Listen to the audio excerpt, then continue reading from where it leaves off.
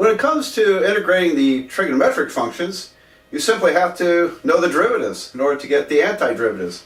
So how would you integrate the sine function, sine x dx, from 0 to pi?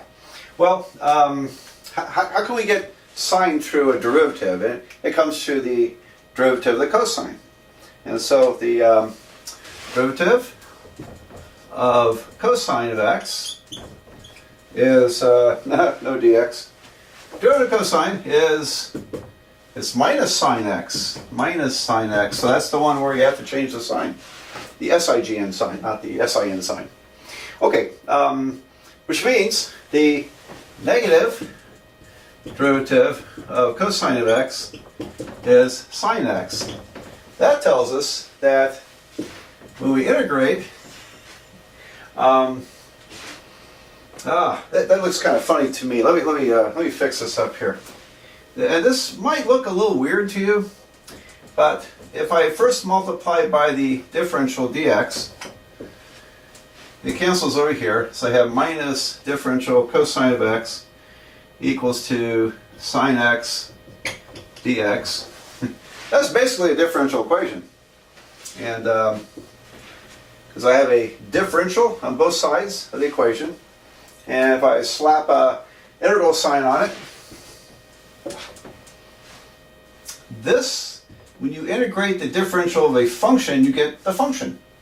Alright, so that might look kind of weird because everything else we're doing reads dx, not d cosine x. Alright, so I'll elaborate on this in calculus 2 down the road. And but this right now it's kind of odd, but basically it means that the integral of sine x dx is minus cosine of x plus a constant. Don't forget the plus constant. All right. Up here, however, it's a definite integral. And remember we said definite integrals, limits of integration, you don't worry about the plus c part. Okay. So because it would literally subtract when I calculate this, plug these numbers in, the c would subtract off. It would disappear. So there's no point in putting a plus c in a definite integral. Only in indefinite integrals. Got all that down? Okay. So bottom line here, as I say, the bottom line would be this is the minus cosine of x from 0 to pi. All right. Now you notice I'm using radians, not degrees here. You know, pi is 180 degrees. 180 degrees. But just like with derivatives, you don't do derivatives of trig functions in degrees. It's very messy.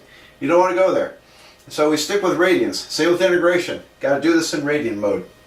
Alright, so we get, plug the limits in, so I have minus cosine of pi minus negative cosine of 0.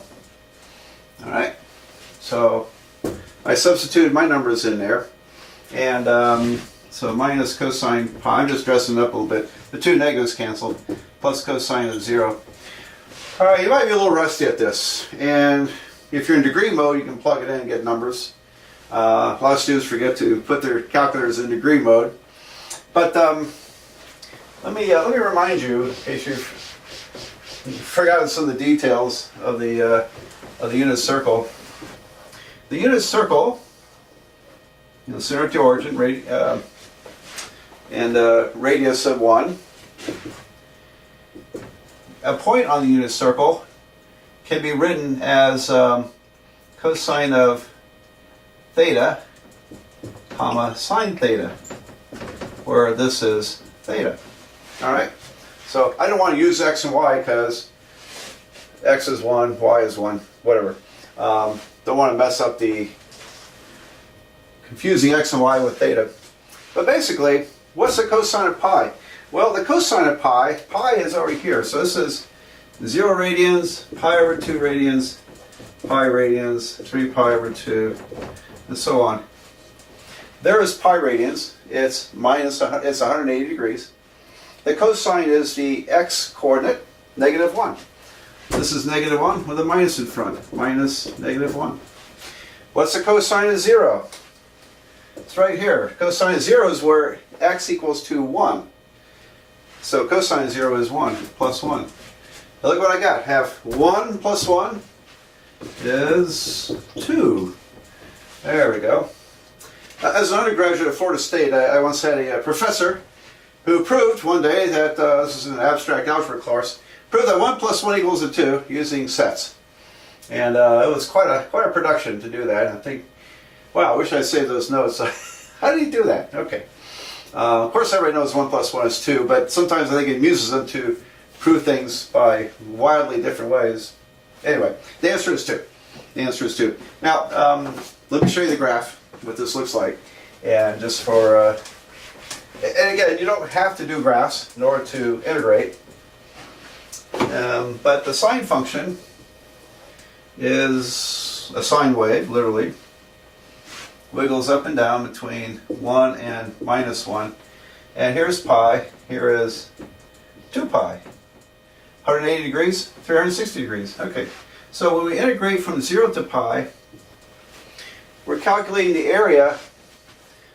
In this case, it's all above the x-axis. So we're calculating the area under the curve.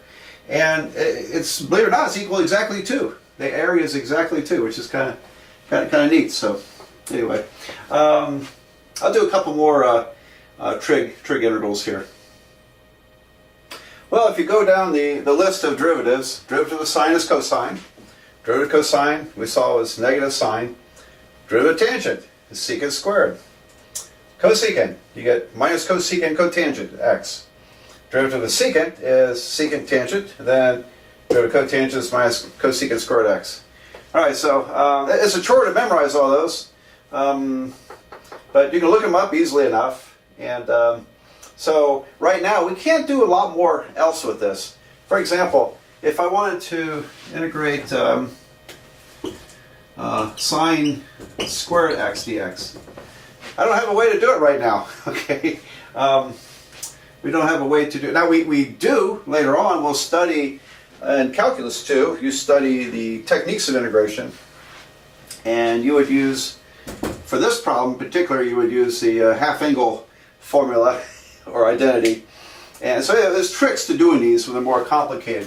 Here's another one. If I wanted to integrate x times the cosine of x dx, we can't do that now, but that involves a technique called integration by parts in Calculus 2. So we can't really throw a lot at you here in Calculus 1 because we have to develop other types of integration techniques, and so that's most of that's left to Calculus 2. But I'll do a problem or two here. So if you ran across the integral of the 3 sine secant, what do I want to do? Secant x tangent x dx. What in the world is that? Okay, well, we can find the secant tangent here. So when I integrate, I get the secant function. So I get, and it's because it's constant 3, it's 3 times the secant of x plus a constant. Let's see, what's another one? If I integrate secant squared, oh, how about we pick on cosecant squared? Cosecant squared x dx. Alright, well, we can find it. If I put the negative over here, when I integrate cosecant squared, I get minus cotangent. So this will be minus cotangent x plus a constant. Alright, what is secant? 1 divided by cosine. Cosecant? 1 divided by sine. What is cotangent? 1 divided by tangent. Alright, so hopefully you remember all that stuff. And we can put limits of integration on these and do them like that. So anyway, that's kind of the gist of what we can do right now with trig functions, which isn't a whole lot.